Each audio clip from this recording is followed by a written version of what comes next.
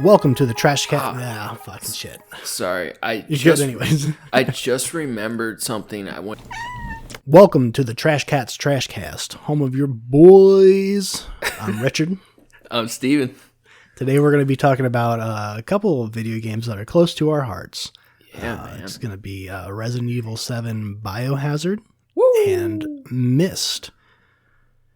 But first of all, Steven, how's your week been? Man, my week's been pretty good. It's been a little bit better than normal, being off, getting ready to go back to school.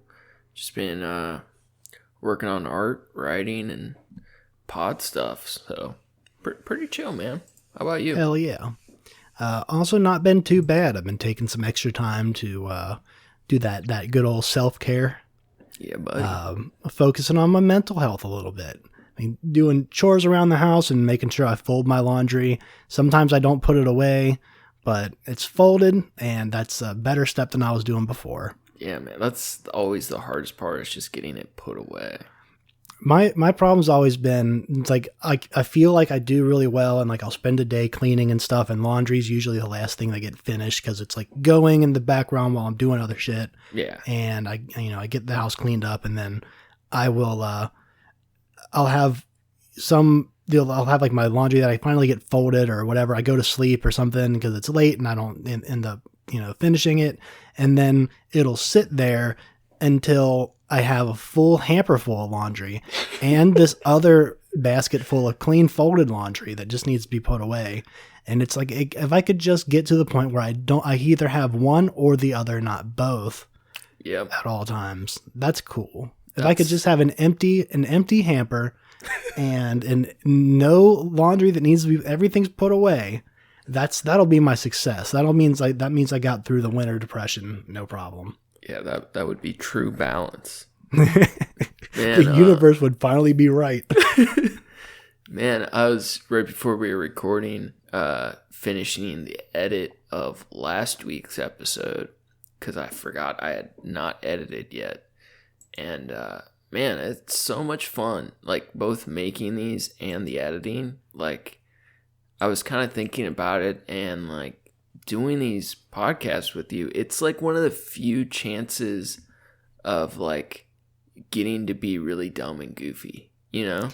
Yeah, I like I say, I like the different edits you've shown that are, it's fun. It's not, just our... here's some shit, you do some fun shit with it. And that's, to show us. And, I imagine it's fun to do the editing. Again, thank you for taking care of that. Oh, dude, it's so much fun. I promise I'll edit a couple in the future, but you're doing such a good job. It'd be a crime for me to fuck that up.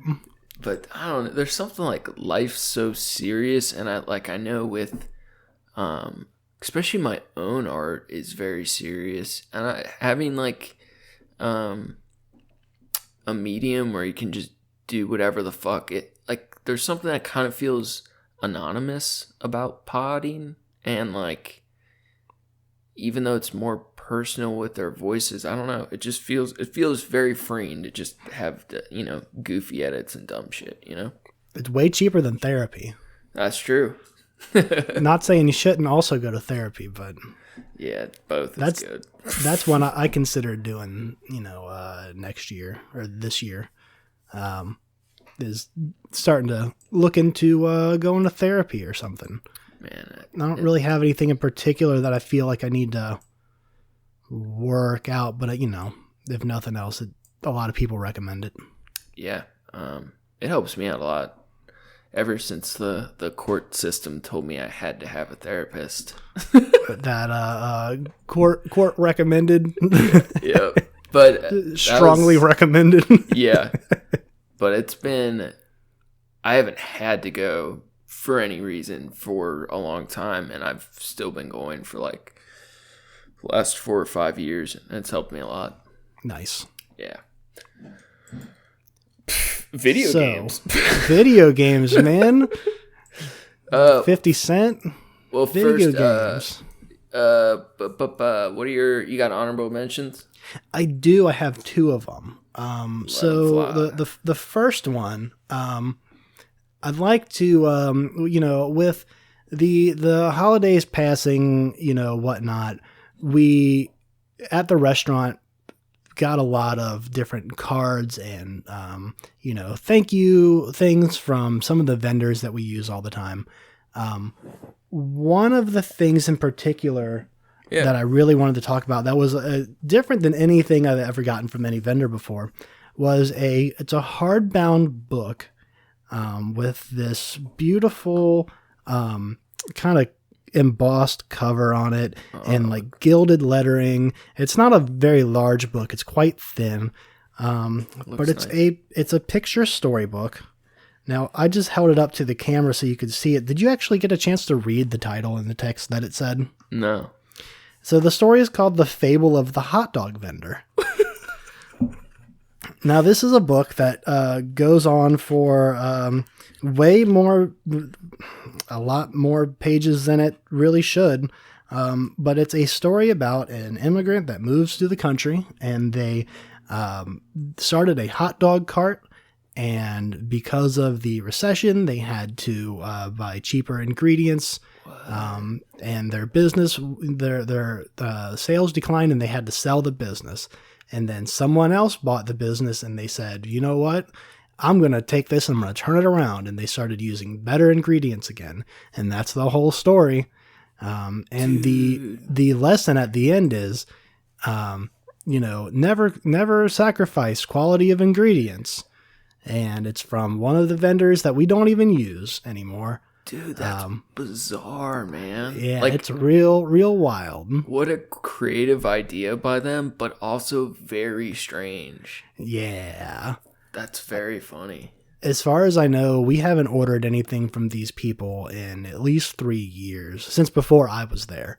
That was expensive for them to make all those. Yeah. It's like, also, there was, I work at a vegan restaurant, and it's The Fable of the Hot Dog Vendor, and most of the things they sell are like salamis and like Italian like processed foods. Like, I think they had bought olive oil from them originally, and like that's why they had us in their Rolodex.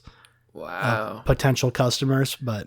And then they're sending these expensive books about how you should buy their food. It's super well made. It's like good quality. Like the paper is like the pages are really thick, like got nice texture on them and everything. And like that's full color pictures in it. Yeah, it's like, I think it's really cool and like really terrible at the same time. Like, yeah, it definitely threw us for a fucking loop. I'd never seen anything like that shit. Wow. So let's, can go, say we want to go back and forth, or you want me to go ahead and give my other one here? Go for your other one. All right. So the other one was a huge help in this week. So the Myst series of games, the puzzle games that started in the 90s, it's been a big interest of mine since I was a kid, and my dad had it on the Sega Saturn. Oh, yeah. I looked it up online to try to get a little more information about them. I played them a lot, and I know a lot of the game stuff, but I know I own the books, and I haven't read them all the way. So I looked up to see if there's any like deep lore, quick research videos. Couldn't find a lot of that. Like almost none at all, except for there's one YouTuber named Crymoc Light, CRIMOCLYTE, with like 4 expansive, actually 5 like long, expansive, deep lore videos with like a timeline and like references, like puts out like if there's like a family tree, he'll stop and like put together all the names of like this person is the father, or these people are the father and mother of these people, and they went on to do this. There's like 10,000 years worth of, lore and like stories and shit and like whatever that went into this. And like, they don't even talk about really getting into the game timeline until like the 3rd hour video. Dude, that's wild. That's some dedication. Right. But it was like eye-opening, and it was really well done. And, he doesn't have a lot of other videos on. He's got a couple other deep lore kind of dives, but he seems like he's going to be looking into doing a lot more of that, and I look forward to seeing it. Oh yeah, that's awesome. So what do you have at bat? So I got 2 music videos for this week for the honorables. The first one I'm gonna do is Phoebe Bridges' Kyoto video. She So is a indie singer. She kind of got like a little bit of a pop folk sound, but this video is just so fun and like genuine, and it's very sad. It's one of my go-to like melancholy songs, but it's so pretty. What did you think? I really liked it, and I just, as you were saying that, it made me realize what the video, not the song, but the video reminded me of. Mm-hmm. It's not so much that it reminds me of it, but it's the same. My brain went through the same thought process upon looking at it, as when we were much younger and you showed me the video for Young Lean, Hurt. Yeah, fuck yeah. And just thinking, what the fuck am I watching? It's good and it's chill, and it's not as abstract as that was, but it's definitely, it's interesting, and it's really homey, and you can obviously see that like it looks like it's like filmed poorly, but it's done on purpose. Yeah, it's funny you said that. For whatever reason, that I think it's just the video work, but she reminds me a lot of Young Lean, even though they're totally different genres. But he also has a song called Kyoto. Yeah. But yeah, they filmed this. It's all on green screen, and it dropped at the start of the pandemic. So I think that's like they filmed it on Zoom or whatever. Nice. Yeah. But it's very creative. The video's very fun and light, but the lyrics are just very genuine. She's just very honest. It's definitely worth a listen. It's a very emotional song, though. Oh, yeah, absolutely. She's very talented.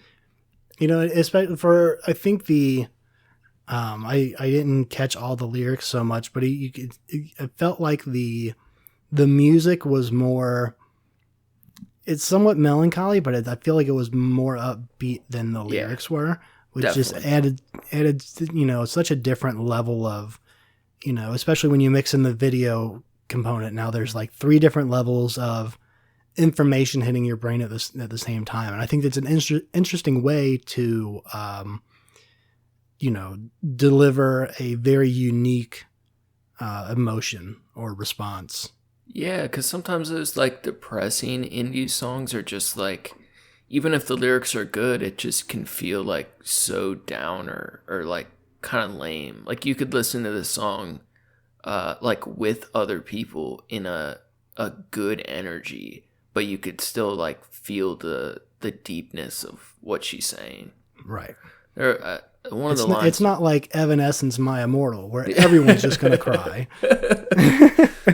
Like, I know one of the lines was calling, like getting those, the rehab phone calls and like putting change in the payphone and going to Goodwill kind of shit. But it's not cheesy, and it just feels like she's just very authentic. I think she's like still like 20 something years old, very young. But I think that video kind of helped her career take off. I'm not as big into her other stuff. It's more like traditional indie music, but she's very talented, and I think that video is just outstanding. And then the other video I've shown you before, and it goes a totally different way. It is Leg Lock by Shakewell. And this video is so fucking dope, man. It's so good. I remember when you sent it to me, I couldn't really understand what I was watching, and I had to shift for like a good 30 seconds or so, thinking like, is this bad or is this really, really good? Right. And it's like, no, it's just really, really good. Yeah, so I'm also really not into most of his other stuff, but he does some cool stuff. This dude Shakewell, he does stuff with like the rapper Puya and some of these like new SoundCloudy rappers, but this song in particular is kind of like a drill song ish, with like it has like the hype of like crunk, but it's like so chill, and it feels like it's shot by like fucking Stanley Kubrick. Like it's gritty, bad quality, but these like perfect zoom in shots of him doing like outrageous like portrait scenarios to this like hardcore drug song. It's such a good mix. It's just fucking his I'm watching it now. So he's just facing the camera in every shot, and then it kind of zooms away, and it's just the most wild other shit going on in the background. And it'll be like him crying. Like some of the shots are like him in the gym, and he's this big fat tattooed dude, and it's just he's so good. He's got so much character, like just portraits of him in these situations while he raps. It's just so beautiful. In a hot tub with a bunch of old people. Like so good. Yeah, so I've been wanting to mention that one for a while. I thought those would be fun ones for people to check out. Very different stuff, but if you like just cool music, even if it's not your thing, you'll probably think it's interesting. Even if cool music isn't your thing. Yeah.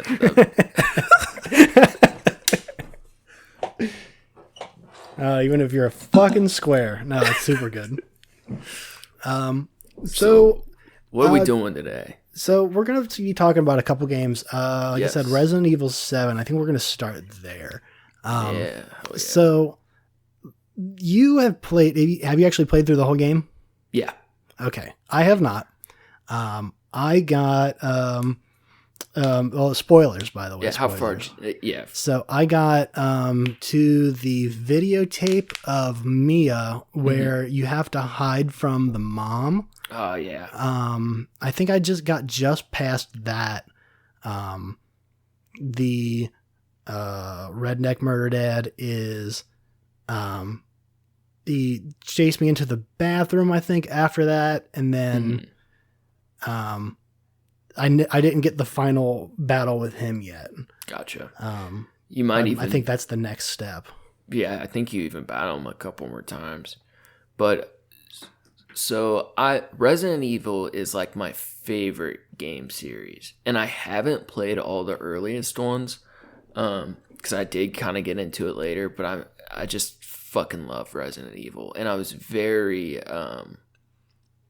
like I just now played 7. It's been out for a while, but I was very apprehensive about it because it was the first one of the series to switch. It's a new character, but you also switch to first person view, and previously they're all third person. So this game was like a big change for the series, and there were some downsides, but overall this was the most fun I think I've ever had playing a video game campaign. Hands down, the scariest video game campaign. Definitely the scariest Resident Evil. I can agree with that. Whether it was just the graphics or, without a doubt, like the best, like 30 minutes of like intro, like beginning. Like once you get into it, it's like it sets you up in a way that like even like I'm not big into the survival horror games. I used to like I played a lot of Resident Evil 4. Yeah.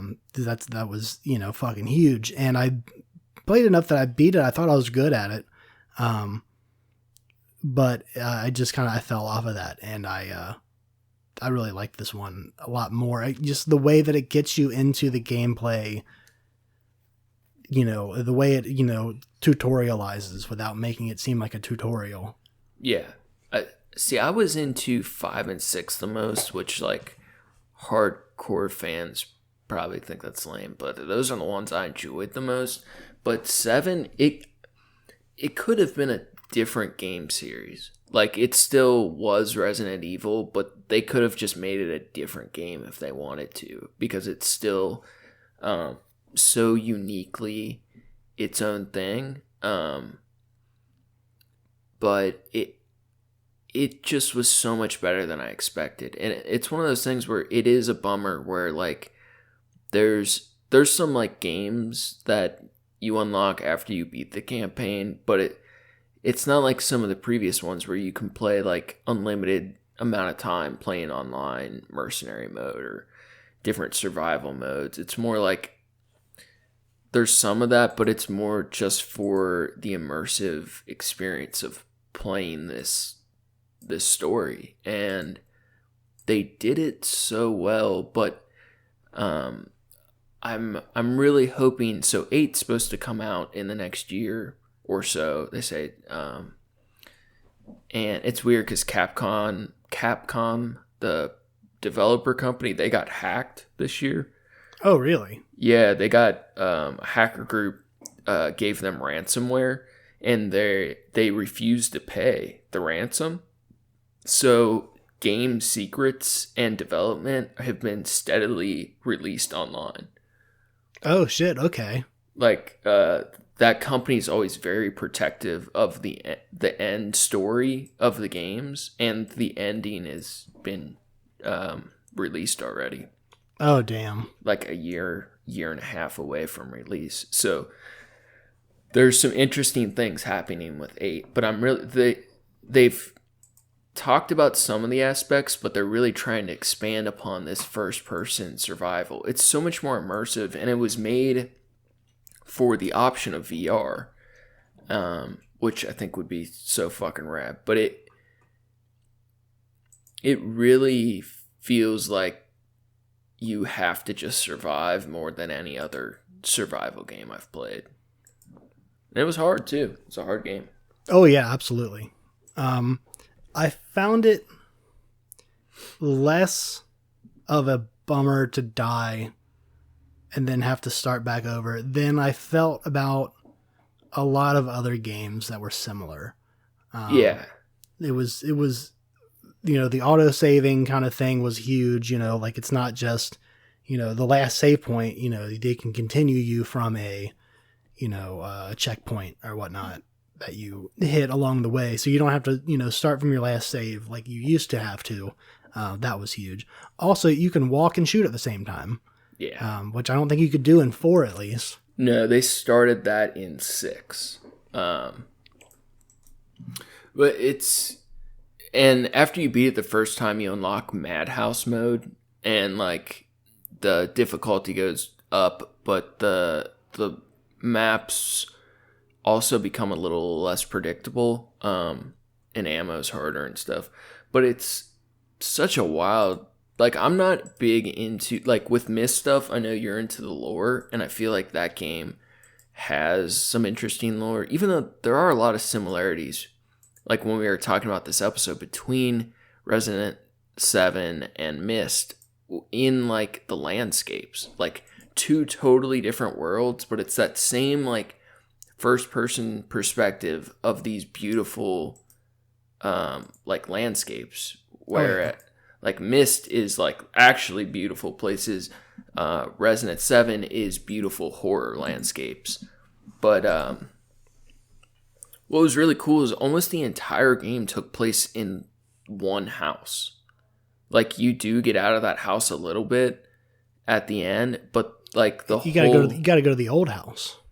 Well, you go into multiple other buildings of the same property, but like 75% of the game, you're in one property, and it doesn't get stale. Like, it's such a, like, every room you go into, you're just trying to survive, and it doesn't feel repetitive. And it's very cool because you get very familiar with where you're at, and it still feels fresh. You're like trapped in this like fucking Ed Gein Leatherface Firefly family house, trying to get out from these mutated rednecks who are trying to kill you. And it doesn't feel cheesy either. Like it's still always a little bit because it's Resident Evil, but it just feels high intensity. Yeah, I think the way that they handle, of course, the limited inventory, while you're still playing, check all the rooms, check everything for clues or something you might need, and like you might have to double back because you missed something, and like to keep that interesting instead of being repetitive is difficult to do. I was listening. I think so I told you earlier I was watching the Run Button Let's Play of this because I wanted to get some more info on it before coming to record here today. And one of the things they said was something they didn't have as much fun with it. They really enjoyed parts of it, but they said everyone kind of lost their shit over it because of how beautiful it is and how scary it is, and it's good. But they said also that their argument was that they're used to playing survival horror games. Like they do all the Silent Hill ones, and they were playing some other Resident Evil ones. Like the one of the hosts has played all the Resident Evil games, and they're a big fan of those also. But they think a lot of people were like, in a drought of the survival horror thing. Yeah. And then this came along and like shattered, the expectations of what it was supposed to be. So that set a huge precedent. But I can see where they're coming from on like why they had that, point of view. Yeah. But I was blown away by it. I really thought it was gorgeous, and just some of the texture work. I'm always blown away by that. Like you open the fridge and there's all the nasty shit in there, and it's like you open the fridge door and there's like goo that kind of drips down when you open it. It's like, oh, see, that's fucking good. Sculptures of bodies hanging in the woods. Like every like scene or room you entered is very carefully crafted. And like the first like minute of the game, when you're walking up to the house through the woods and then you see a person walk by and then they fucking disappear. So fucking good. That creeped me out. Like I played it in the dark. Like I never get like actually freaked out by games. Sometimes movies, but not normally games at all. And this was the closest, like in the dark, it was the closest I got to being freaked out by a game. Nice. Like it got me like my heart pumping a bit, and oh yeah, for sure. Like Sarah, that's not her type of game, but she ended up watching me play like at least 10 hours of the campaign because it was just so like interesting. These games like especially first person adventure, survival, whatever, it feels like a fucking movie that you're controlling, Yeah. I was very psyched because I thought it was going to be a letdown from the previous series, and now I just can't wait till 8 comes out to see how they build upon it, because 8's it's called Village, and you're the same character, but you're in like, it's not Romania, but it's one of those countries near there where like the game, instead of just one house, it takes place in one village with a castle. So it's like a way bigger world, much larger, with the same kind of feel. And some of the leaked info on that makes it look very fucking cool. And they're supposed to potentially be multiplayer or online, which would be, that'd be awesome. So I feel like with 7, they were just kind of figuring out how they could do this concept if their fans would kind of accept this big of a change. And I think they proved they could do it, and it'll be interesting to see where the series goes now. Multiplayer campaign Resident Evil sounds fucking dope. The old ones were that way, but not in first person. You know what I mean? Like it would be, it would change how that game feels. It would feel wild. Yeah, I'm definitely down to fuck with that. Fuck yeah. Have you how did you feel about the movies as someone that's a fan of the Resident Evil game series? Sarah loves them. I mean, I think they're awesome, but they're really dumb movies. Like, they're not good films. They're fun movies. I'm down with that. Yeah, like, especially if I was getting fucked up or whatever, or just need something dumb to watch at the end of the night. Like, they're super fun, but they're not well wrote or great movies. Heard well wrote. They're not well wrote. Wrote. This man well. says. Oh man. I really like them. I haven't seen the most recent one. I just watched that one. Definitely look good. I Mia Jovovich. She's one of my favorites. Yeah, she's awesome. She's outstanding. Kind of hard not to like it. Yep. So, I did have another question about Resident Evil, and I forget what it was. Now, do you think you're gonna end up finishing it at some point? Oh, absolutely. Yeah. See, it's gonna take me a while with the way that I play video games, but yeah. Some of the bonus content after you beat it, one of the modes is like a time trial thing where you have to feed the dad rotten food, and you have like it's a countdown, and you get like combo bonuses in different rooms to extend your time, and it's pretty fun. But you can't play the game forever, and that's hopefully they make those adjustments in the upcoming versions where there's modes of play that outside of the campaign can keep you interested or playing with other people. But there's some fun stuff in it after you beat it. There's a lot of that I hadn't considered until I was a lot older, of the replayability of games. Yeah. See, I'm not big on campaigns. Like, I love shooters, and most of the time I don't give a fuck about the campaign. I want to be able to play online with people, or a game mode that I can play by myself over and over the years, kind of thing. Yeah, I'm mostly the opposite as far as like playing online with people. I like playing online with, like in like games like Halo or something, or Payback, or or Payday, where we can get on and be in a group of, whether it's just you and me, or like you and me and Keith, and we do shit together. That's I'm down with that. But like, as far as like, I wouldn't be interested in going to play, like joining a online match of Halo by myself. I'm just not interested in that. See that? I would rather go and put it on like Legendary and just try to play that until I lose, and I lose confidence in myself, and then I quit. See, I just get so bored with typical campaigns. Like, I don't know, there's something about like online matches that feel like more intense, but I feel like you can chill to it does campaign. It keeps it fresh in that way. And it might also be, I don't play games as much as I ever, I play more now than I did 5 years ago. Mm-hmm. But still way less than I did as a kid. I played a lot of them growing up. Yeah.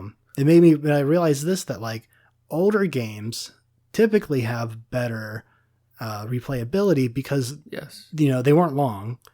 They were made to be short. So, you have to be able to like Star Fox 64. Mm-hmm. Like, I could play that game for hours. It only takes, 25 minutes to fucking beat it all the way through.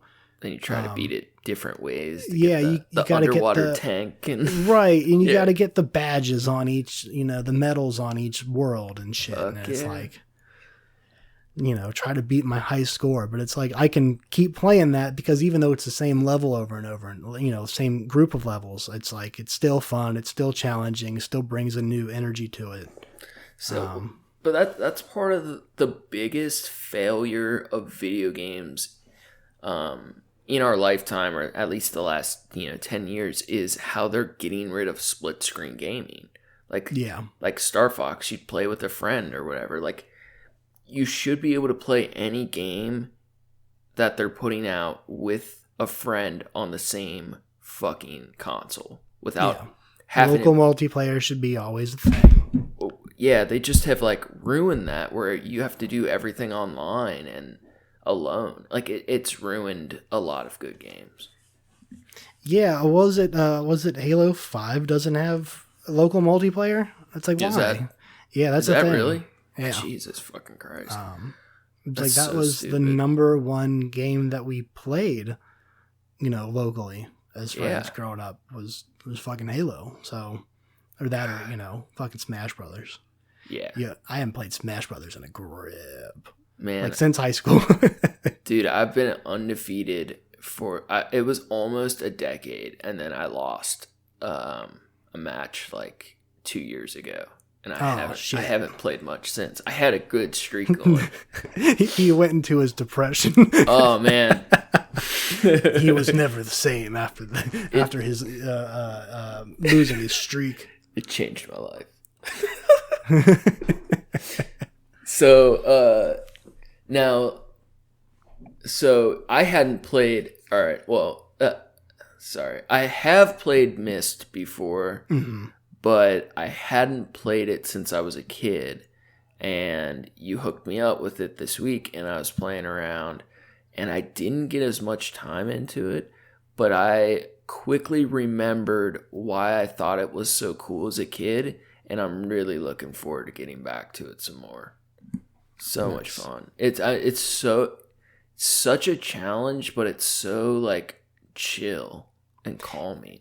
Yeah, So I mentioned that I played it first when I was really young on the Sega Saturn, and like so many other people, my experience with the game was you go in and there's this island and you fidget with some things and then that's it, it's over.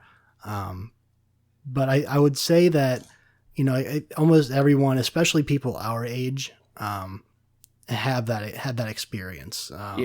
Because it's like, whether it was an older brother or someone's dad, when home computers were getting more accessible, it's like that was the number one thing to have on your computer was like, not only was it really popular, but like the graphics were impeccable back then. Like that was for the huge. Time. Yeah. Like that's one of my first gaming experiences, period, was going to one of my weird friends in grade school and in the basement booting up this old PC and fucking around on Myst. Like, yeah, it's so fucking cool. Cyan's always been on, like they always tried to be on the cutting edge of, graphics, especially, even in Myst 3, which came out in early 2000s, you're in a bubble, and it's not just like a point and click kind of situation like Myst and Riven were. And Myst 3, you can, you snap to a spot and you can like turn 360 and you can look around and, understand. So it's like all these different bubbles of space, and basically they were, it was really early VR. This is the way, they did it. And, even in their newer games with Abduction and Firmament, which I don't even think has come out yet, but that's another one I'm really looking forward to. Firmament in particular is like, you can play it outside of VR, but they strongly recommend the VR. Like that's kind of the way they intend it to be played. So I'm definitely looking forward to doing that. But anyways, the Myst in general, I'm a huge fan of. If somebody doesn't know this series, do you want to kind of maybe that's a good idea. Like because it's unlike most games people would have experienced. Yeah. So Myst was a point and click adventure game from 1993, produced by Cyan Incorporated. Cyan Game Studio. It was made. It's almost like, I guess, because some people don't know what a point and click game means either. So a point and click would be like you're looking at a picture with, when you open the game of Myst, you're standing on a dock, and you can click forward and you'll move forward, or you can click to the side of the screen and you'll turn sideways. Yeah, You can click up and down, and you can't do it in all spots, but you can, that's how you explore the area. like the entire game mechanics were just off a mouse. You didn't need to be quickly pressing buttons or anything. So the original game was actually made in a program called HyperCard, which is more or less like a PowerPoint kind of situation, like a PowerPoint, on crack from the late 80s. So like it's the things that you could do with it were really interesting. Where if you click on a certain location on the screen, then a certain effect happens. But if you click somewhere else, then something different happens. And they had released a couple, progenitors to the Myst series. Not in the same series at all, but just, point and click style games like that. And Myst in particular was the #1 selling game for a PC until Sims came along. Wow. Of course, Sims is fucking huge. Yeah. But Myst is still, it's up there as far as, the amount of people that bought it. For the time was outlandish, and almost everybody had a copy of it. And, like I said, most people bought it and they didn't even think it was a real game. They'd get it and look at it, and you get to this island and you putz around and, flip a couple switches and, like, okay, cool. And what happens now? They didn't think there was anything else. And then I remember when I was old enough to realize that, like, when I looked into it, like, oh, you can actually go other places, you can do other things. And so I pulled out my dad's Saturn and I plugged it in and played it for a little bit, and I realized, like, oh shit, like, it's not, like, there's, with Myst in particular, there's one core method to solve the puzzle, of the main island. And then, like, when you go to these different ages, that's what they call them in Myst. They said there's books. You find these books and you put your hand on the book, and then you open it up, put your hand in it, and then it links you to a different place. And to get back, you have to find the other book. When you link to the other world, the book doesn't go with you. You have to find one in that world. So the idea is based around, you have to solve multiple little puzzles, whether it's just like channel the you have to get up to the third level of the structure, but the elevator door isn't working, or the elevator's not working, so you have to figure out why. Like, oh, it needs power. How do you get power to it? And then you can follow clues that leads you to, like, oh, it's powered by water, and then you have to find out where the water comes from and how to get it there and how to make sure that it's there, and then you need to get it somewhere else instead to power something else. And it feels very slow paced, but it's set in these very aesthetically pleasing, like, worlds, and it's kind of weird because it's so calm and, like, serene, but, like, you can get really frustrated because it's just a series of these riddles that seem impossible to figure out, hidden in this beautiful landscape. And it can be so calm, but you can be so frustrated trying to figure out where to go. And it's just a mental battle. Like, it's so challenging. That's what I really enjoy about it. And there's a lot of similarities with that, even though it's so different in the fast-paced carnage of Resident Evil 7, it's still like a thoughtful game where, yeah, you got little puzzles and stuff you gotta do. Like, even if it's minor, yeah, it's like, okay, you find embossed dog head or whatever, and then find ammo here. Yeah, you gotta right amount of health. Yeah, exactly. And then there, the puzzles of I guess it's less of a puzzle in this way, but like the strategy of like, do I use this chem fluid to make health potion, or do I make fucking ammo? Yeah. Like, what if I need one or the other? How low am I willing to let my health get before I decide? And I for me in games, I love both the escape of it and the intense challenge. Like, I know I'm about to be stuck in Myst, but I'm going to try forever to try to get to the next step, kind of thing. It's so fun and like gratifying to make those discoveries. So as a recommendation, Myst is still one of my favorite games of all time. Even though I played it, I beat it, and I recommend that. And I'll replay it all the time still. I have it on my phone now. When you get to that frustration point, either walk away from it for an hour or something, and then come back to it, or just come back to it the next day. And I've always found that, like, just looking at it with a fresh set of eyes, it changes everything. Yeah. That's how I got through most of the puzzles and figured stuff out by doing that. Because they're tricky puzzles. It's not like child's puzzles. Like, oh, dude, nothing on the island is nearly as difficult as anything in the ones in the different ages. They get real brutal. Yeah. And it's nothing compared to Riven. Riven's fuck you hard. It's so, because at least in Myst, it seems like you do something in one place and it affects a change not too far away. That you can figure it out enough. Right. Or there's not that many steps you need to make so that you can, troubleshoot it. I think that's a lot of what Myst puzzles end up being, is troubleshooting. And I guess for that matter, Riven's right there too, because you affect a change and it's, Riven's on a completely different. Yeah. Riven is the second. It's the sequel to Myst. Yeah. It is extremely hard. Anyone that says they beat it without looking at something is lying.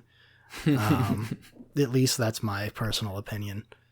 But it's beautiful, and it's, a fun story, and the lore of it was a lot of fun. I knew some of it, the ideas that these books are written by, this man named Atris, and Atris comes from a line of people that have, this ability that they call the art. And it's from a generations old,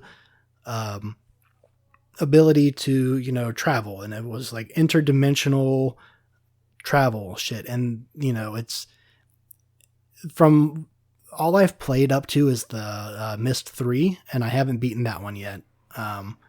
The Myst 4 and 5, I think actually Myst 3, 4, and 5 weren't made by Cyan. Interesting. If I'm not, or they weren't made by the original team that made Myst and Riven. I think after Riven, they went on to make Uru, which was like their next thing. And they tried to make like an MMO, RPG kind of situation out of it. Yeah. Which is, it didn't take off very well, which is unfortunate. But and then they released Abduction, which is a completely different universe, not related to the Myst series at all, but it's also just a big puzzle game. Is it good? It's super good. The only reason I haven't finished that. So the way I do usually with Myst games anyways, anything like that, including like The Witness, I'll play it for, a few hours a day, for a couple days, and then I'll get stuck, and then I might come back to it, within a week or so. Sometimes I forget. Sometimes it's like, with Abduction, I started it, and then like I'd play it for, like 4 or 5 hours, and then I wouldn't play it again for another like couple weeks. Mm-hmm. And then I come back and I do another session of it, and then I, do the same thing. I had an issue with a save file that at least I think it got corrupted. And I kept getting spawned back to this place, and it kept fucking me up. So I had to, I'm just going to start over, because it's been such a long time since I started it anyways. Yeah, it's going to be fresh enough that I might remember a couple things, but it's not going to be, I've waited a year and a half now, just until like I kind of cleared my head of like, a lot of the minor details of shit that I could, like, there's a whole number system. Like there's a base, like 7 number system that you have to learn.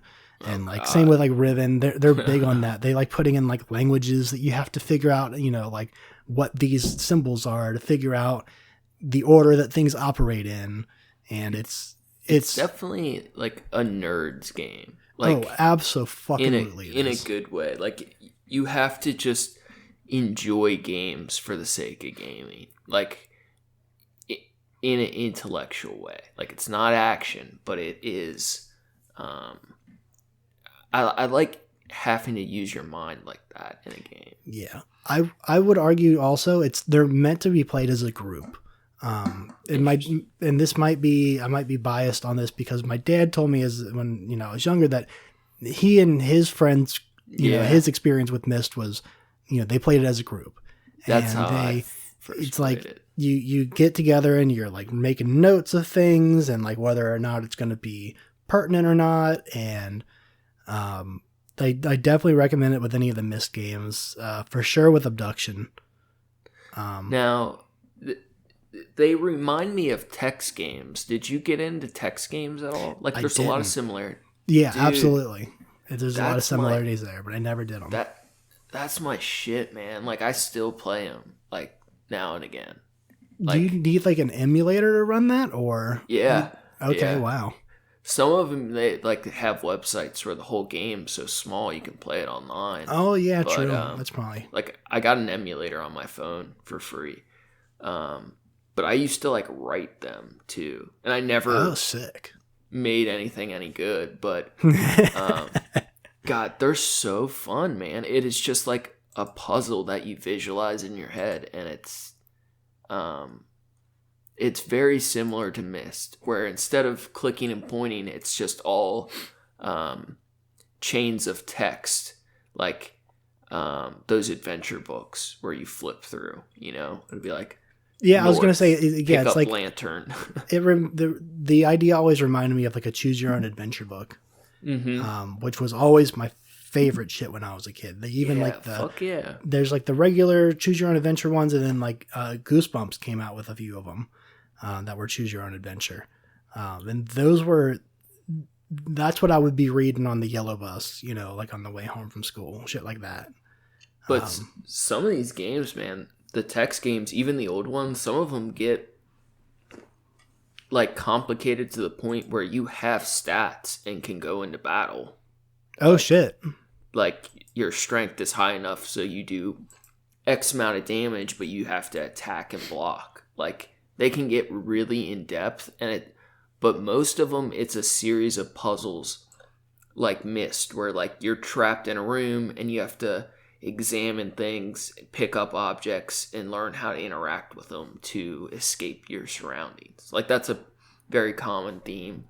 One of the old popular ones, it had pixel art that was really cool, but it was a King Arthur game, and you could like use commands, like you learn spells from fucking Merlin, and you can type your spells to turn into different animals, and that by being different animals, you can interact with your environments differently, and it's so weird, and it's all like in your imagination. Like, anything you can think of, you potentially could do depending on how the person wrote the game, and it's just so mentally challenging. It's so fun. Like, hell yeah, I think you'd really like them. I probably would.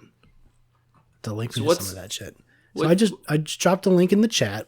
It looks dope. Is this this is the Cyan Games headquarters in Spokane, Washington. It's fucking beautiful. The entranceway is I watched a documentary or something and I saw this building. I was like, no fucking way they went through this, and they did. They got some architect to put this together for them. It looks straight out of the game. Yeah, it's definitely some Myst shit. It's really fun. Even the lighting and stuff on the inside of the building, and some of the offices and like their conference room area, the reception area. It's fucking beautiful. Now, not to throw you off, but are you planning on getting the new consoles? Any of the new consoles? Probably not. I just got an Xbox One last year, and Same. yeah, I'm probably good on that. If I played it anymore, I might, but if I'm gonna invest in anything, it'll probably be a newer, more powerful computer. Yeah. But even that, I got a decent setup as it is, so I'm not too hyped to go spend more money. I thought about doing just getting like a VR setup to go with my computer, and I can run all the games that I have. That offer VR, I can run. But I think if I get like Firmament when that comes out, I don't think my computer's going to be able to run that. So it's like if I'm going to save my money up to get anything, that's probably what I'm going to end up doing. Plus all the shit that I like on Xbox, like Master Chief Collection, all the Halo shit's coming out on PC anyway. So I'm not. That would be my other thing is like for PlayStation it was always God of War, and for Xbox it was Halo, and it was choosing between the two of those. That sucks. So see, I've always gone Xbox, but I hate having to get the new consoles because the only reason I'd want one is like Resident Evil 8 or these other games. They're probably not going to be available on the One. They're doing less and less backwards compatibility, so it's like they force you to get the new fucking console. Yeah, but it's fucking stupid. I mean, I already bought it. I mean, you didn't even mention the newest console, the Cool Master. The Cool Master? Yeah, dude, remember? Oh my god, how could I have forgotten? The real console made by KFC that came out after the Flavor of Seduction movie that they dropped. The Cool Master, a video game console that has a heated chicken chamber for your fried chicken. Costs $2,000, I believe, and plays games including being ready for VR. Now, what? I didn't actually read anything about this because I thought it was a joke. It's real. It's real. So, like, what games does it play? Is it like a Steam kind of thing, or? I don't know. I feel like they mentioned something about chicken in the VR, so I feel like they probably have like some sort of thing where you just like can walk around fried chicken, but it's got like for real graphics cards and a terabyte hard drive, so it's meant to play games, like real games. But I don't know what the fuck it connects to. It says smooth and fluid 240 FPS for all games, and it's like, what fucking games are you talking about? Enjoy your favorite games in finger licking good 4K quality. It's the only thing that the only thing that's I can't. Does it I can't? Does it have an air fryer or just a chicken chamber? I do. Alright, so I'm looking into what kind of games it can play, because I don't understand. Like, I can't imagine that this is real. Mostly because, so they've got like... It's real, though. They've got Seagate and fucking... It's got an i9 in it. It's a real thing, dude. And it costs like a lot of money.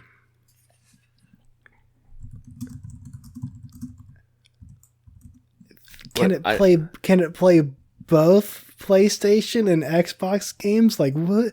Where's the disc drive on it? Is it all download only? Like what are we? So, because it's got the hard drive, but I don't think it has a disc tray. It supports virtual reality. This is fucking USA Today. This article I'm looking at. It cost $3,100. Why? It's made for keeping your chicken warm with the chicken chamber. How Dude, big but no is it, one man? talks about the How games. much chicken Like, can I keep hot? a decent amount, I believe. If it's not going to tell me no release date has been announced. 2-can beer cozy.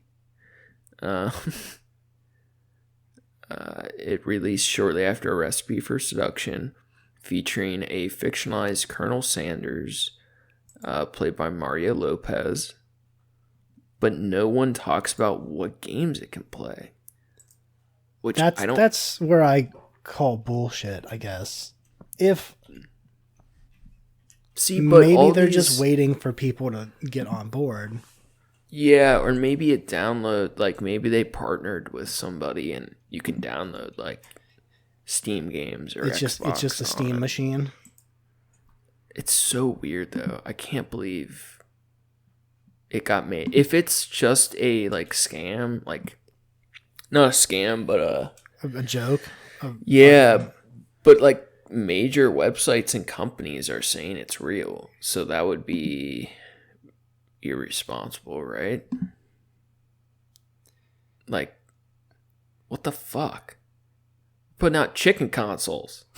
Yeah, I don't know, man. Even if they just said like, "Oh, we're gonna make 100 of these," and it's $3,000 or whatever, then. But it's got to be able to play something, because I'm under that impression there's got to be a draw to it. It can't just be a chicken console, a chicken warmer thing that has. I think that is the draw. But it's got a chicken warmer in it, and it's got 4K video streaming and VR. And VR. So it's got to play something like big. It only plays the what is it? The Untitled Goose Game. In VR. Oh shit, man! I've been meaning to play that. I like the Goat Simulator a lot. That was fun. Goat Sim's good. Untitled Goose Game's fun too. Yeah, that's another one that's like you can beat the game without getting, all the shit. Like once you go through, like there's a whole slew of shit that you can do. That's a lot of fun. Now, are there any other games on the horizon you're interested in? Besides, of course, Halo Infinite. I'm not. Is that soon? I thought it was. I'm not even sure if they have a release date other than sometime this year. I'm mostly playing shooters. But I am excited for Resident Evil 8, Payday 3, and I'm not. The new Call of Duty came out, and I definitely would enjoy it, but I wasn't psyched about it. I mean, I thought it looked awesome. It's just, there's already enough matchmaking, Slayer battles on Modern Warfare. So I'm not into the campaigns that much for shooters generally. So they're saying Halo Infinite fall 2021. So at least winter probably is what I'm expecting.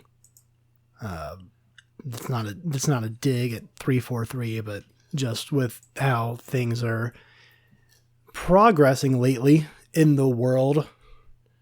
Yeah. That's what I expect. Payday 3 is supposed to do some cool shit. Sorry, go ahead. I do have a new board game on the way, though. Oh, yeah? So I put in some cash to this Kickstarter last year. Yeah, it was last year. For the Adventure Zone, the actual play D&D podcast. They made a board game based on their first campaign titled Balance. That's and awesome. It's really, really good. The game just shipped this morning. They had a lot of issues with COVID stuff and getting them in, getting them shipped to the country and then getting them from the shipping dock, like during, you know, Prime holiday, you know, shipping kerfuffles. They got them on the way now. Yeah. Now, did you? I feel like we may have talked about it. Have you watched Acquisitions Incorporated at all?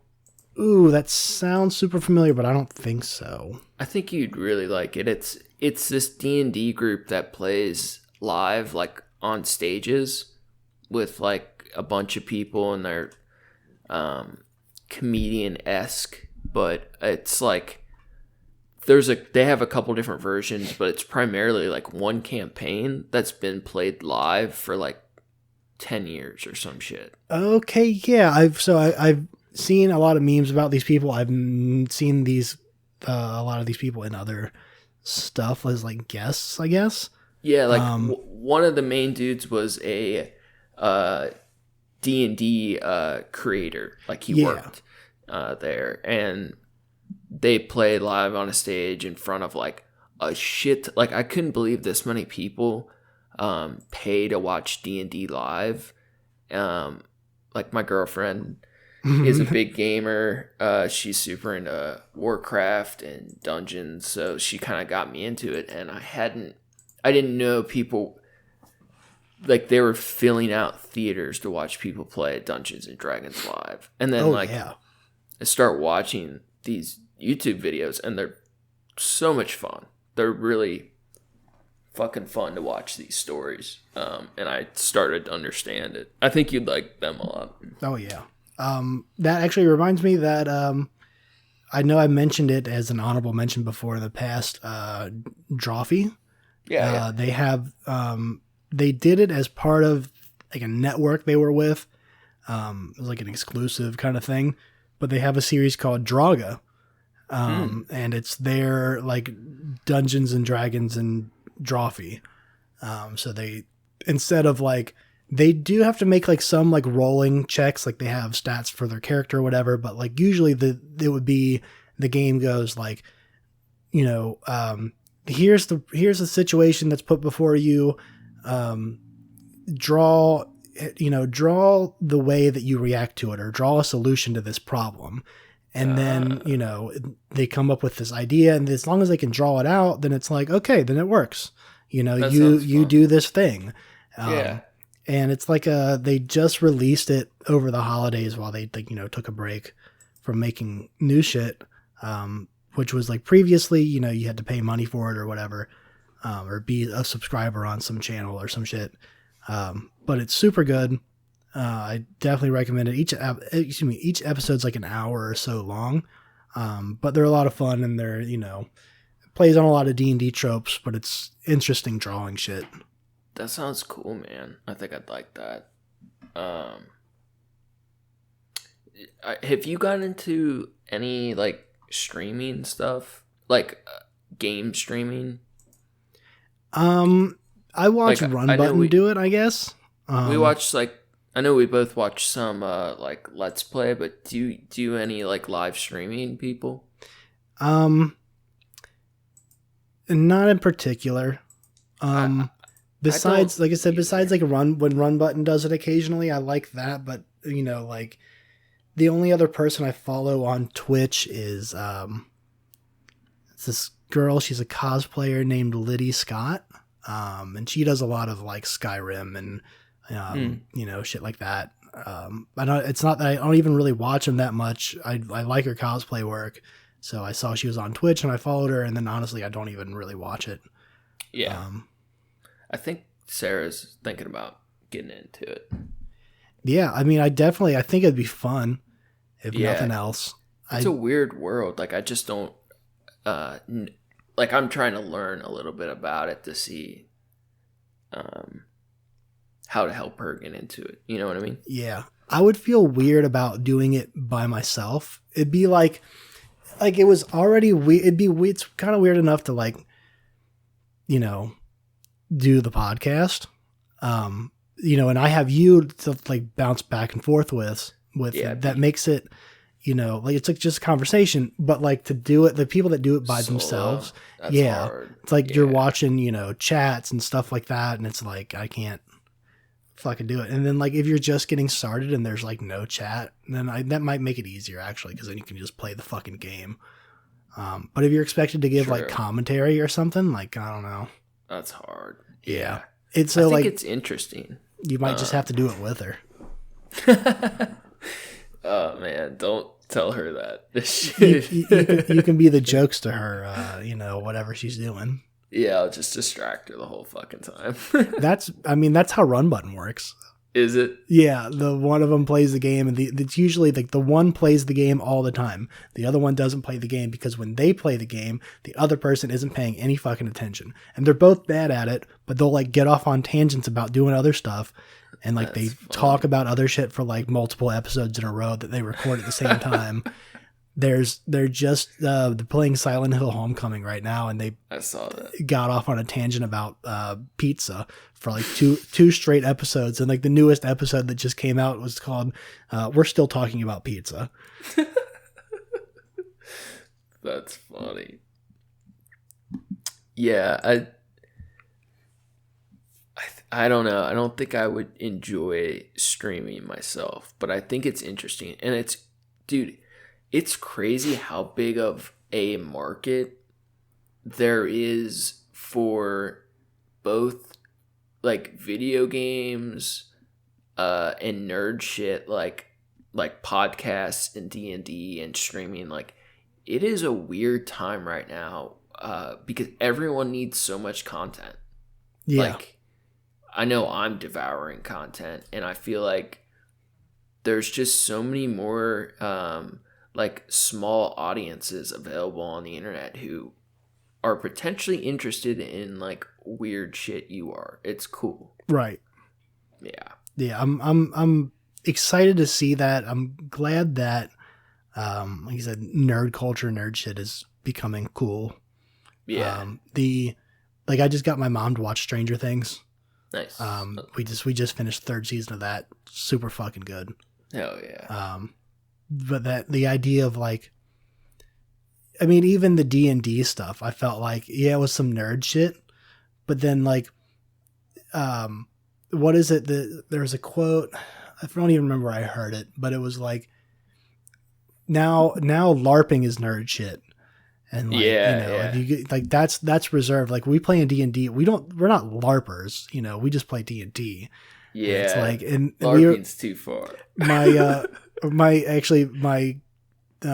D&D party where we're talking about, LARPing, and a couple of them were like, I think I could be down, and like kind of feeling everybody else out. And it's like, all right, well, that's funny. Maybe. I don't know, guys. Like, of course, funny, I don't know. We could get into it. I like my character enough. I might be willing to do that.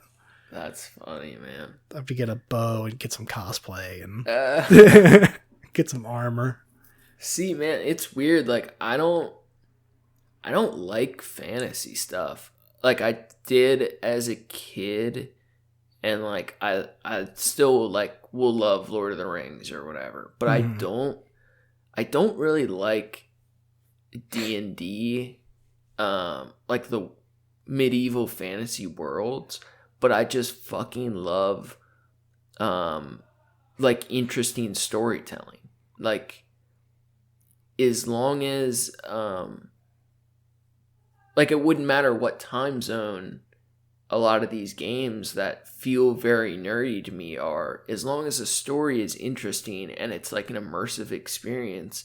It could be sci-fi, it could be fantasy. Yeah. I still would like it, That's what I over the summer I watched. My mom and I would watch the Star Wars series together. Mm-hmm. And that was the one of, because she's not big into sci-fi at all, and I had to, I think she'd seen some of them before, but it was like, it's fantasy. It's not sci-fi. It's fantasy. It's just a different setting than you're used to fantasy being. There's nothing really, there's kind of science fiction-y tones to it, but it's a fantasy story. It's about these characters and their adventure and their, there's religion involved and this other shit. And, there's some of that stuff I agree I'm not huge on. I think I love the idea of like the magic and shit like that, like on a, you know, purely on like a satanic kind of level of like, you know, fucking sorcery and alchemy and shit. But Fuck yeah. yeah, as far as the storytelling goes, that's the other part. Is like I don't know. It's just a completely different mindset. It has to be the way that my cousin, when you know he's our DM, for him to come up with the stories and the details and the, you know, stuff that he does. It's fucking beautiful. And every time we leave, and it's like, I just want to play more D&D. Yo, I gotta level up. I forgot. I gotta level up my character. I'm fucking looking forward to that. I went up last session. Nice. So I got a little while, unfortunately. Level 7. We've been playing this campaign for 3 years. Like, And maybe you're level 7? Yeah, maybe once a month-ish. Sometimes a little less than that. Because it's a group of 6 players plus, you know, him. Everyone's adults. You know, it's, you know, I'm probably the youngest party member. I'm actually the youngest person in the entire group. Your group always sounds fun, man. Yeah, they're cool. We got one guy that's played D&D for like 20 years. One of them's been playing like since they came out.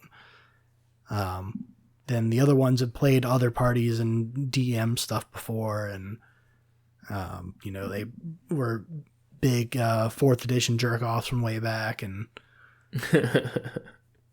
so this was the first one that like they were all like, you know, none of them had played, you know, 5th edition yet. So this was like a kind of the first for everyone at the time. So yeah, but they all seem to agree that 5th edition kicks ass, and it's different than the original one, but it's got the same spirit. Right. Yeah, I hadn't played any of the earlier versions, but I've heard that a lot. Yeah, man, great games. And I think it's hard for some nerd people to balance, but I think games, and especially the ones that tend to be the nerdiest, they offer such a encompassing escape. It's really nice to get, you know, have that reality break sometimes. Yeah, and I mean, I've always pondered this too, as like the illusion of something being nerdy is like, what makes this game a nerdy game rather than, you know, why is the person that plays Fortnite and Call of Duty and shit all the time, how are they less nerdy than me? Yeah. You know, by any means. So it's like that, those games are so much more, you know, it's like more gun focused and stuff like that. And, yeah, you know, that's why. It's supposed to be more brutal, and it's like, but because you have to think and solve puzzles and shit, like, not that you don't have to, you know, think with shooting games, but I think like first person shooters, it's a lot more like instinct and like reaction. Yeah. And I'm more drawn to that generally, like for fun or relaxation, but I think the mental stimulus of what is generally considered the more nerdy games is something you can't get from the hard and fast shooters. Right. And they definitely attract a different crowd, and it's still all, you know, it's a different form, but it's still all gaming, you know. Yeah. But that's been a good stress relief in the last year of being able to play, like, even if we just go on like big team battle and I lose every time, you know, if I'm the worst player on the map, I still have fun. You know, I'm gonna, you know, just if I realize, okay, everyone here is 1,000 times better than me, I'm just gonna steal warthogs and do whatever, you know, fuck around. It's gonna be fun. And it's the kind of action-y kind of fun that you can't get with the puzzle games. Right. I can, you know, have fun with it that way. And it's like by myself, I never play Halo. It was my favorite, like in like 8th grade through a lot of high school, but I I don't really like it by myself, but it's my go-to game to hang out with both you and Sam because everybody can fucking play Halo, and it's just Oh, we gotta play with fun. Sam. Yeah, well, he doesn't have his own Xbox, so I only get to play with him when he's over, kind of thing. It's fucked up. But I'll try to line it up. I know, man, because I've been playing with you and Keith, and then one other friend, and I'm just like, dude, get on, like, let's play. Tell him to get that Series X, man. Yeah. Don't fuck around, get that fucking brick. Dude, it's so crazy. Like, people are still having trouble getting the consoles right now. It's honestly, those companies planned it perfect. They really did that well for themselves, you know. What a crummy way to release a new console. My nephew's dad was able to get some, or was able to get one. Yeah. I'm not sure if he got the S or the X. I don't even know the difference. The S is smaller, and it's just the cheaper version of. It's still better than the one, but apparently it's not such a big difference that it's worth getting the S if you don't have, or if you already have the one. And you don't have a game that's exclusive to the new system. You'd be better off waiting, saving up money until, like Infinite comes out, and then you can get it. Might be worth more then. Man, I don't even understand with the Xbox One, the hard drive issues. Like, the hard drive that came with it wouldn't even hold Call of Duty. Like, one game. Like... Now, which one is this? The Xbox One. Oh, Unless really? You buy and you pretty much need to, but I don't understand why to use a console, any of the new games are so big that the hard drive can only hold one game if it's a big game. But like a Grand Theft Auto, Call of Duty, when you buy the Xbox One, you could hold one game, if that, unless you buy an external hard drive, which, is under $100, and then you have plenty of room for a bunch of games. But it's like, why the fuck are you putting out a console that can't hold like one of these huge games? Like, right. Like, what is going on? I don't understand. And I guess that's part of the reason the new ones are so big is hard drive space. But they must have fixed that between Xbox One and the Xbox One S, because I got the One S and it's got enough for a bunch of shit. It's not, gigantic. I mean, it's a terabyte, but I still filled it up pretty quickly. Yeah, the games just are so much bigger than they used to be. That's the other one is fuck Xbox, fuck Microsoft for their naming conventions for all the Xboxes. Xbox One, the Xbox, the original. There's nothing wrong. Xbox is cool. That's fine, because the idea of what it was based on, it's running the software or whatever. I get it. And then the second one being called Xbox 360 was so fucking stupid. Did we talk about this already? No, I don't mind the name so much, but I don't like the new ones. The thing where now it's Xbox. It was Xbox 360, Xbox One, and then Xbox One S, and then Xbox stupid. One X. That's so fucking dumb. Then it's Xbox Series X and S. I'm already so confused. So yeah, it's like I got the Xbox One. I'm talking about the Xbox One. Oh, you mean the first Xbox? No, I mean the Xbox One. Oh my It's like, God. you can't say that. It's like, that's fucked. And then, That's terrible. Although I did like the idea that the Xbox One X abbreviated is Xbox. XBOX. That just makes it worse. Yeah, it's so fucking dumb. That's crazy, man. It's, but it's got people talking about it. Yeah, the future gaming is going to be It's gonna be interesting. I feel like this latest generation was not that big of a step forward, though. It's all right. I'm cool playing, sticking to my Windows 10 fucking myst ROMs and Text games. yeah, so you get some text games in there. Start playing that. Fuck yeah. Fucking Angry Birds, you know. I'm down to keep it right where it's at. Is what else were we gonna mention? Well, Or I think I'm good on talking on games. We were gonna mention some of the unpleasantness that occurred earlier today. Our first dishonorable mention, and then I had something I wanted to ask you after. Okay. Okay.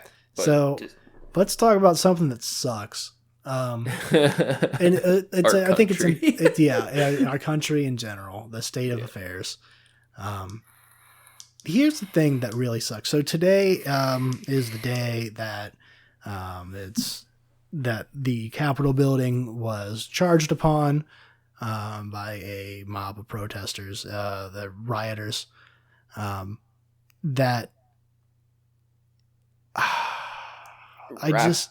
Here's the thing. I'm not even mad that it happened. It's like that doesn't.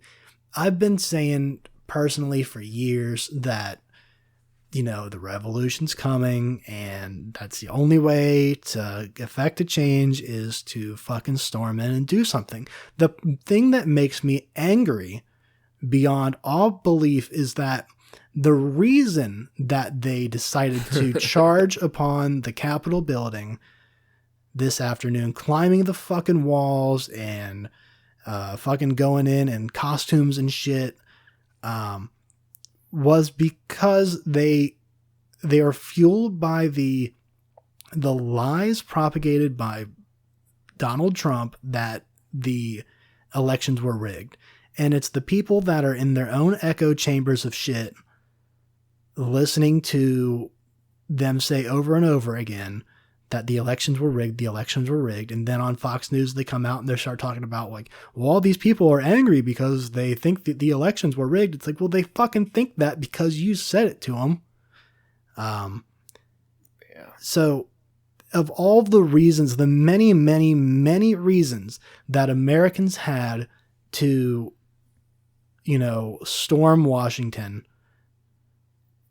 that's the reason for over the last, you know, 40, 50 years, the many things that could have caused that should have caused that didn't. Right. And yet today it occurred and then they weren't even arresting people. No, one woman got shot. Which we spoke earlier too, is it's a bummer that she got shot, that someone got hurt. The police and everything that's happened this last year and, you know, the whole history of our country. But if there's any reason you're going to get shot by a cop, you would think it'd be for raiding the U.S. Capitol.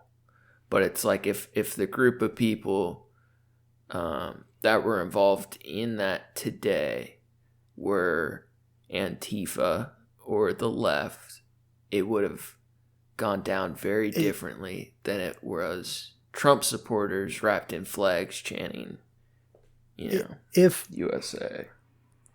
If protesting for peacefully protesting for, you know, equal rights and, you know, just challenging that we take a look at the way that our society works and how a certain group of people is treated. Right. Why does that require so much, you know, security and weaponized forces coming out and taking action and, you know, attacking crowds of people, but this doesn't? It's so unbalanced. Everything is like It's just so fucked up, man. It's disheartening. It makes me feel embarrassed to be an American for the, on top of what it's already, how I've already been feeling the last few, several years, but it's just more and more every day, man. And it's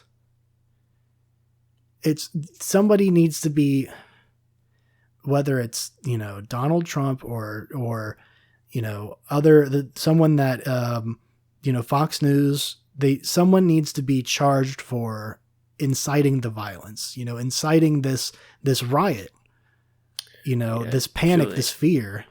Giuliani was literally preaching violence the hour or two before. I mean, and Trump said something about it too. He posted on his Twitter that, we need to march on Washington, or, some shit. I read, a quote of his tweet. I'm not on Twitter, but I don't even think charging people is the answer, but I do think a lot of people haven't been held responsible for their actions for a long time. And it's just like the symptoms of those things. And dude, I have such mixed feelings because I'm just so fucking angry. Like, I've always hated our country. Our government's fucked up. The two-party system is a scam and a fraud. Yeah.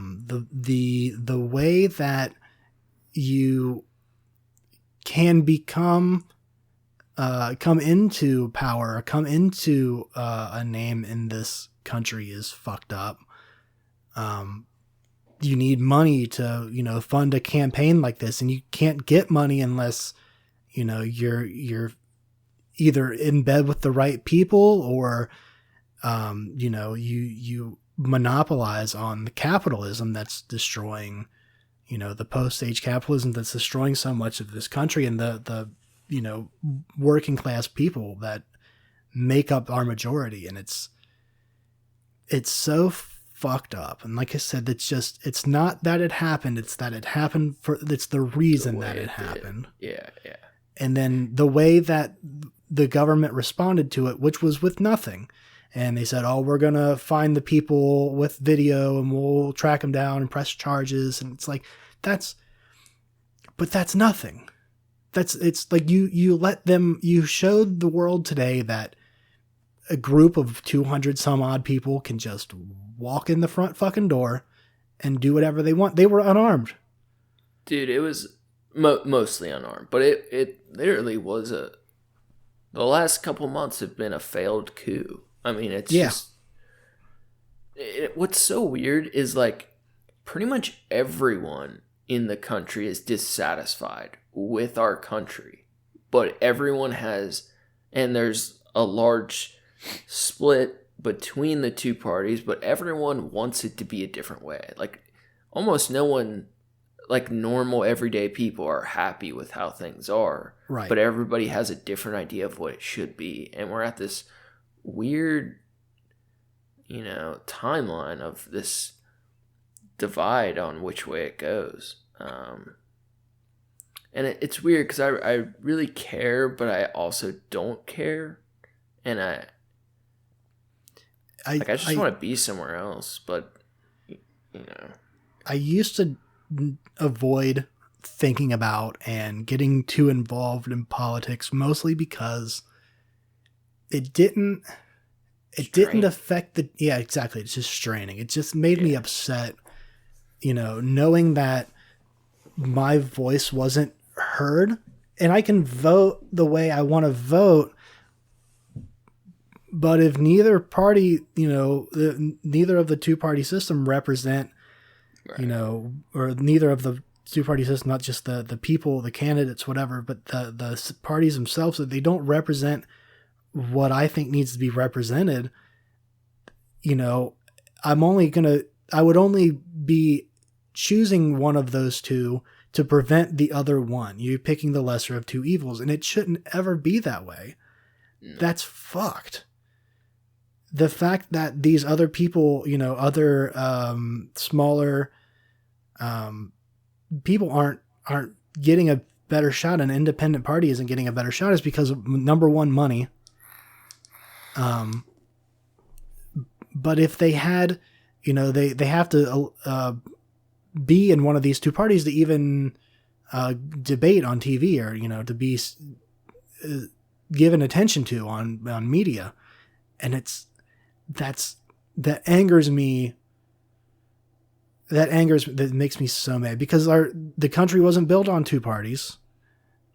There were several. A lot of presidents, earlier presidents, were different. Different random fucking parties that don't exist anymore. What I want to say a thought, and feel free to agree or disagree, but I think, like, I don't think politics, especially in this podcast, will ever be like a focus of ours. No. But I do think, like, neither of us want to be like consumed in politics. Like, that's just not right how we are. But I think something we both agree on is like fuck the politics, fuck the government. I think for us, it's more just like a morals thing. Like, right.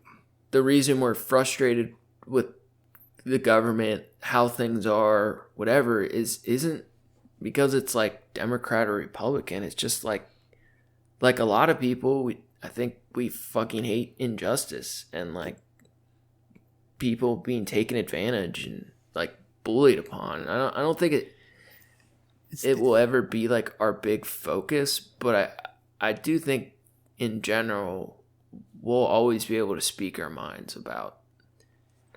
It's nice to feel like I have a platform to say, because I have an Instagram, but I don't never fucking use it. And even if I did, who's going to see it? It's just a couple of, people I know and my family. And it's so I never felt like I would, had a way to give my opinion anyways. And like I said, I was always trying to stay away from it because it just got me upset. And now, like I agree that like I don't want to ever try to make this, politically fueled podcast. But I think like especially in the light of today's, incident, it's important to acknowledge it, at least. And we have the choice to voice it when we want to. Right. More often than not, I would like to try to stay away from talking about, on at least on a continual level of like, right, getting into the deep, shtick. Shitty, gritty. I'd like to try to be happy. Like even now, my mood is very different than the beginning of the episode. And I'm pulling it back now. But I'd like to be more of a haven for, something to listen to that can take your mind off of it. But this one in particular was very noteworthy. Dude, and we just I just got home from work while it was happening. So what I like that we have the option is like we can trash whatever the fuck we want with our show, and part of that option can always be politics. Like I don't like having a strong like stance on a lot of things, but I know when things are wrong, and there's just a lot of fucking things wrong, and we can trash whatever the fuck we want, and that's cool. Yeah, to know that we have this, and it's like I said, if nothing else, we said from the start, this is for fun, this is for us. If anybody listens to it, you guys fucking rock. You're probably cool. Probably. I assume if you can tolerate this shit, then you can probably. If they got through 6 episodes, yeah.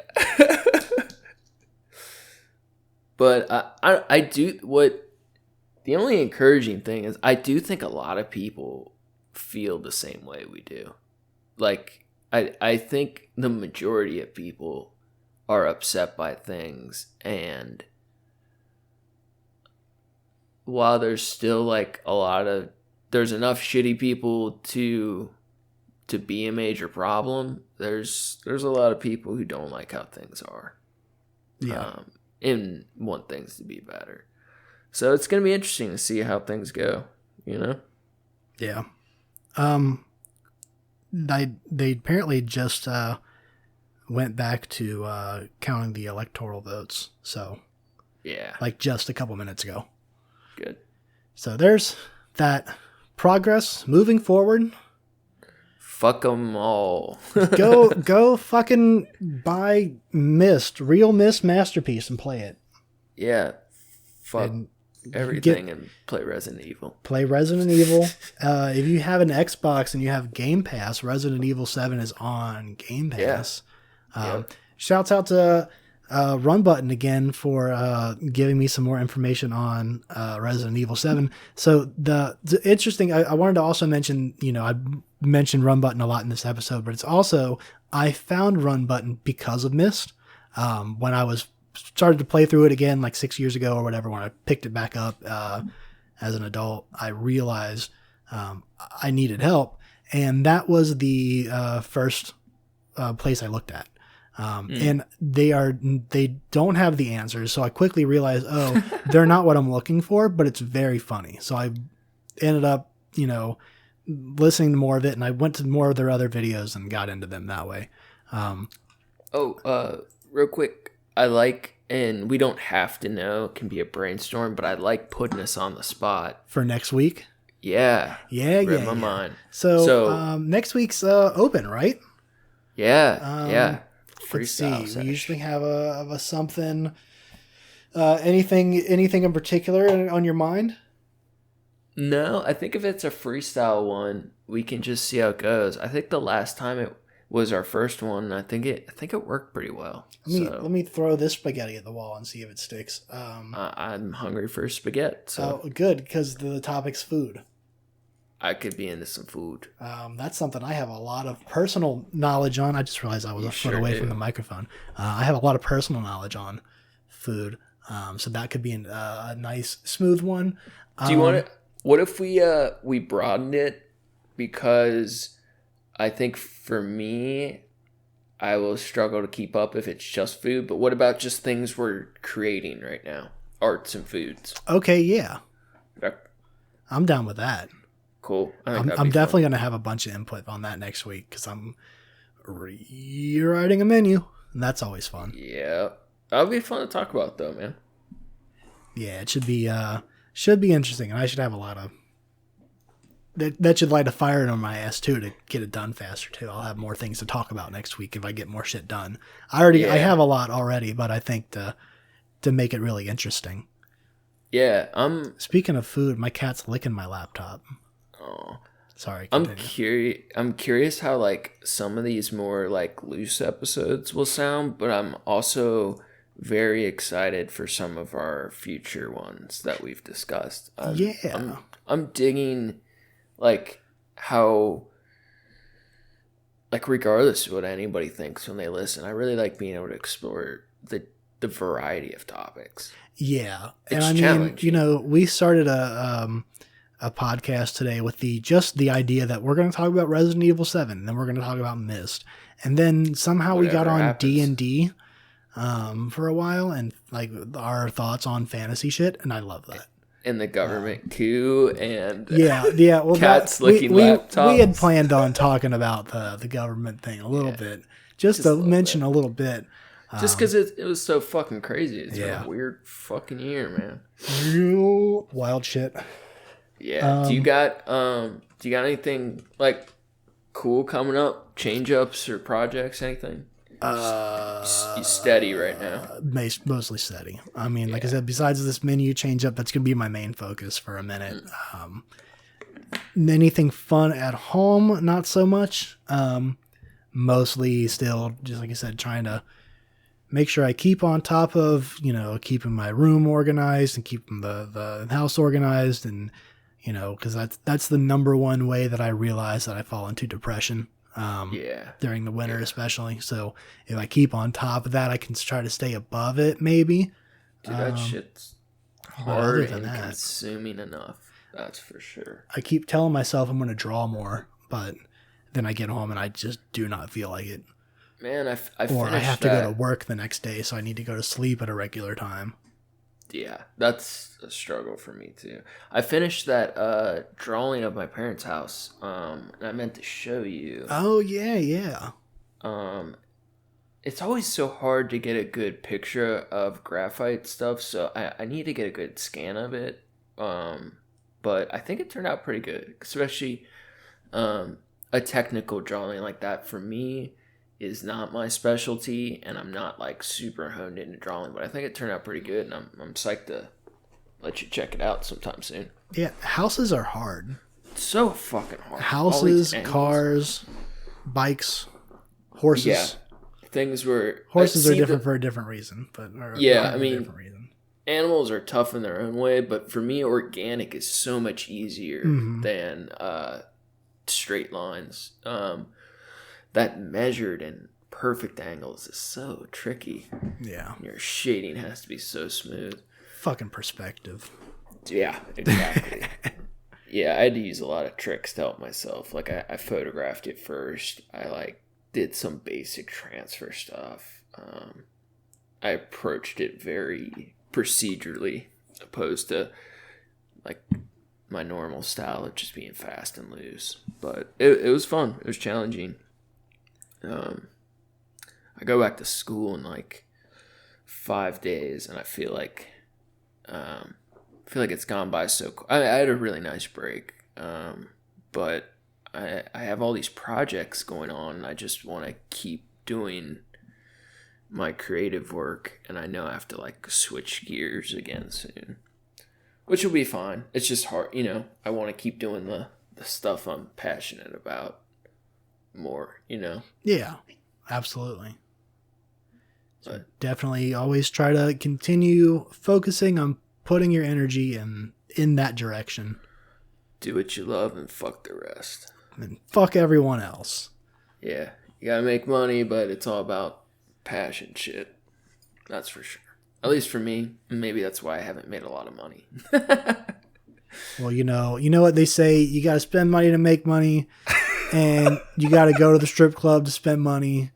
And then sometimes you don't always make it back. Nope. But it's worth a shot. Go on, kid, give it a shot. Spend all your money at the strip club. Well, fuck, man. Is there anything else you want to touch on, or should we wrap it up? I think we can wrap it on up. Shouts out to your brother John, a.k.a. Approaching Human. Approaching -human on Dash SoundCloud. Human. I made sure. Okay, cool. If anybody's interested in my art, it's on Instagram. My handle is @Skyzix, SKYZICX. And more importantly, I think we have our official Trashcast page. What was that again, sir? That is the Trashcats. Damn it. Trashcast on Instagram. You can, all one word, I think. No, it's two different words. It is Trashcats. Yeah. God damn it. It's the best joke ever. Trashcats. Find the page. Fuck, I can't even say it like that. We got stuff to go with each episode, so that'll be fun. Good luck. Good luck finding it. If you find it, you really care. Yeah, only the real fans will know. Yep. That's all I got. Should get the fuck out of here. Yeah, you want to do the sign off this time? No. Okay, I don't blame you. Thanks as always for listening. Always remember, you go ahead and raid your local state capital, or nation capital, because it doesn't matter, and you get to go home by 6. So it'll probably be fine. It'll probably be totally fine. It'll all be cool. Except for that one person, or sorry that happened to them, but I realize we can't really just leave it like that, because someone, I don't think they're going to listen and get mad, but heaven forbid, 20 years from now, somebody hears this for sure and they get all pissed off about it. Yeah, it'll probably be all good. Bye. Yep. See you next time. God damn.